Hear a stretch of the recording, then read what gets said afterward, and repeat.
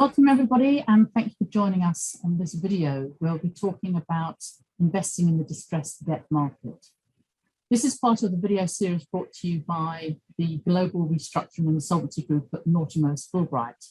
And we're going to be focusing in particular on the US, Germany and Italy. So I'm delighted to be joined by three of my wonderful colleagues representing US, Germany and Italy respectively. Eric Dauscher from my New York office, Sylvia Beer from our Frankfurt office, and Tiziana Del Pete from our Milan office. So Eric, starting with you in the US and starting with the US.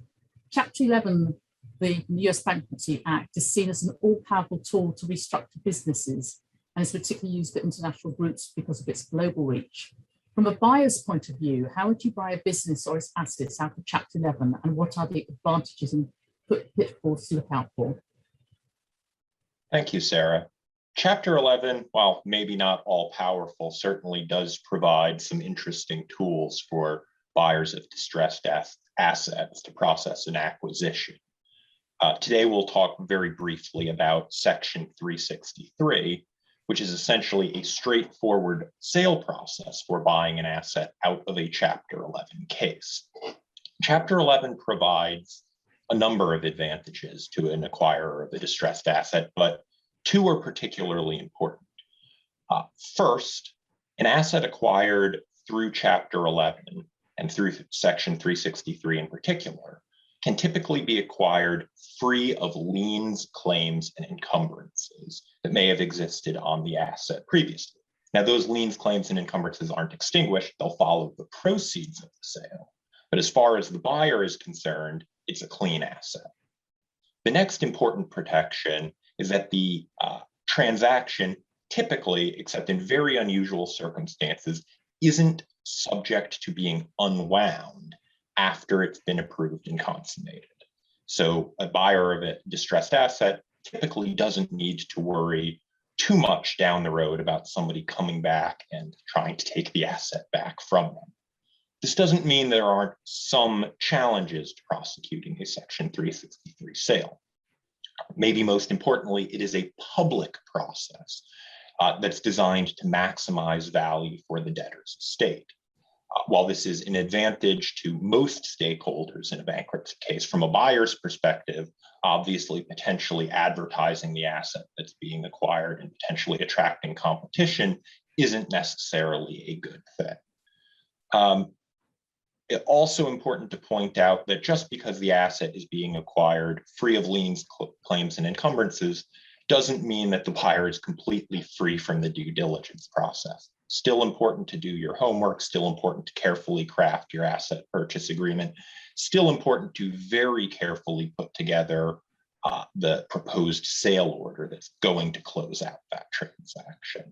That said, overall, Section 363, very powerful and very safe tool for acquiring a distressed asset. So that is the 2-minute version of the US perspective on acquiring a distressed asset. Thank you, Eric. That's really interesting to see that 363 process is a tried and tested process. So moving to Italy, Tiziana, it's interesting to see what's happening in Italy. What are the processes available to buyers of distressed assets, and are there similar advantages and disadvantages? Yeah, also in Italy, we have similar procedures, which Eric was describing. And I have to tell you, when I'm assisting a buyer wishing to buy an asset or a company or a going concern from a distressed company, I strongly suggest to proceed in a protected environment consisting on one of the procedures available under Italian law.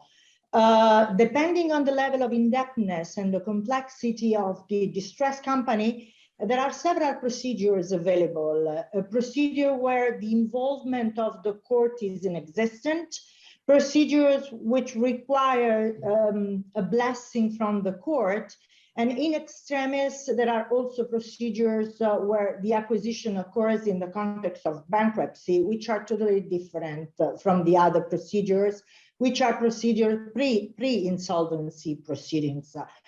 One thing is important to mention. All procedures allow to acquire the assets without the risk of clawback actions. An acquisition made in the context of said procedures would protect the buyer from the challenge and cannot be revoked. Sometimes procedures like compositions with creditors procedures, extraordinary administrations, bankruptcies, allow to buy the assets without the current liens, in the sense that the assets can be transferred free from all encumbrances. And this is extremely important for a buyer.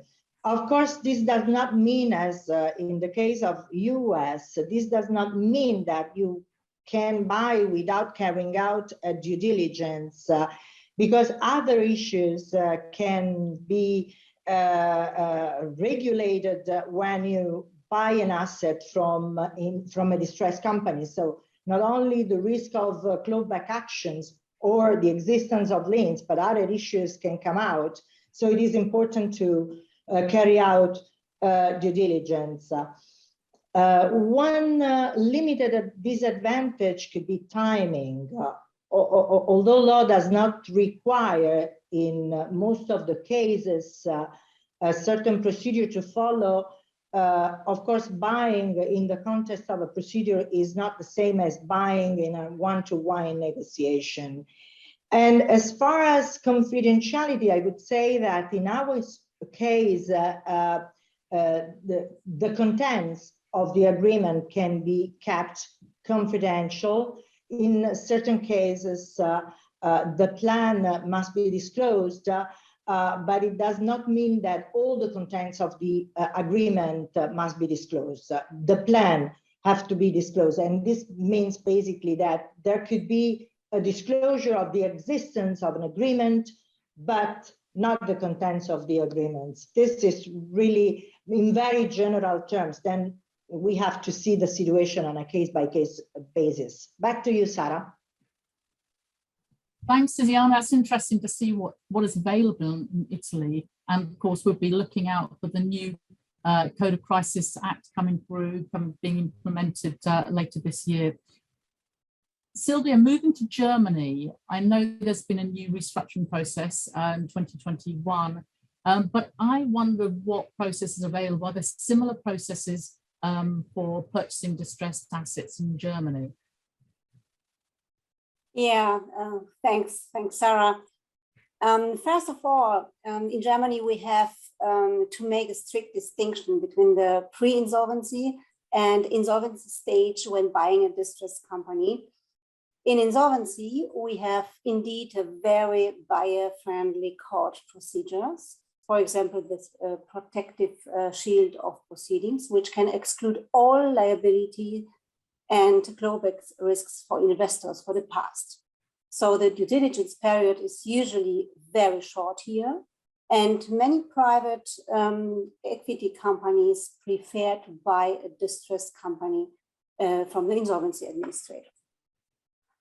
On the other hand, outside of insolvency, the buyers can structure the M&A transaction much more flexibly without any insolvency restrictions. And as you mentioned, since the beginning of 2021, there is a new pre-insolvency restructuring procedure in Germany, so-called StaRug, in which an investor process can be carried out as a part of a restructuring plan. Here, the dissenting minorities of creditors or shareholders can be outvoted, and their claims or securities could be reduced this way. So looking at the further advantages of StaRug, this procedure can also, under certain conditions, of course, significantly reduce possible liability and clawback risks for the potential investors, like this case. In addition to that, the StaRug proceedings are not public, so we don't have any damage to the image at this point. But the big disadvantage is the complexity of StaRug procedures. So, what follows, of course, are the longer time period for the preparation and coordination, and of course the higher consultancy cost, which is not so good for the client. But so far, the most distressed companies in Germany do not use StaRug for the M&A process outside of insolvency.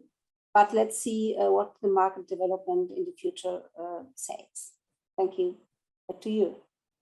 Thanks, Sylvia. That's interesting what's happening in Germany. And I think it will be interesting to see the development of StaRug and whether that helps the distressed debt market. So to sum up, Maureen, thank you for all your thoughts. It seems like whichever jurisdiction which is involved, that as a buyer looking to buy distressed assets and businesses, you need to make sure the appropriate legal due diligence is carried out to avoid any bear traps that might arise.